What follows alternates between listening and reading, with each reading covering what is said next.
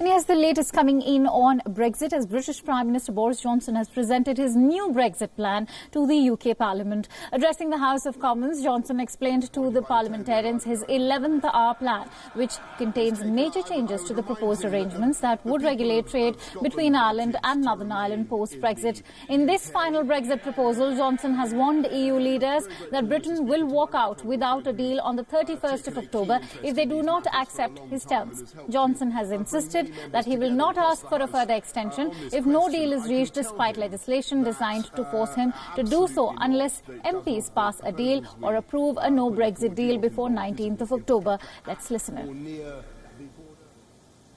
That this House promised to respect the referendum before the vote. More people voted to leave than voted for any political party in our history, and this referendum must be respected. Both main parties promised at the 2017 election that they would respect the referendum and that there would be no second referendum. This House voted to trigger Article 50 and has voted repeatedly to leave. Yet it has also voted 3 times against the previous withdrawal agreement and for repeated delay. And so, as I've emphasised time and again, there can be no path to a deal except by reopening the withdrawal agreement and replacing the so-called backstop. Responding to British Prime Minister's proposal, Labour Party leader Jeremy Corbyn said that the move was an attempt by the UK government to shift the blame. He has dismissed the plan as vague and unworkable, saying it jeopardises peace in Northern Ireland and will lead to a race to the bottom on workers' rights, their health, safety and environmental regulations. Given the seriousness of this issue and the vagueness of the proposal so far, can the Prime Minister tell this House if and when he plans to publish the full legal text that he must submit to the EU? These proposals would lead to an even worse deal than that agreed by the former Prime Minister.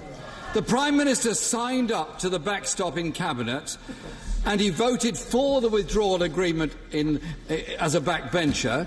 His letter to the President of the Commission yesterday claims both are now unacceptable. Perhaps he can tell us what has changed. Why did he support it then but oppose it now? The letter makes his intentions clear. It rejects any form of customs union, something demanded by every business and industry body in Britain and every trade union.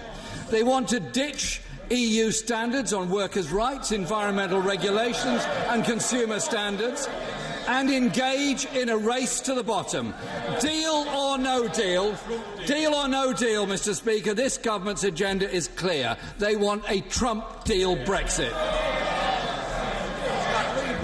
A Trump deal Brexit that would crash our economy and rip away the standards that put a floor under people's rights at work, that protect our environment and protect our consumers. No Labour MP could support such a reckless deal that would be used as a springboard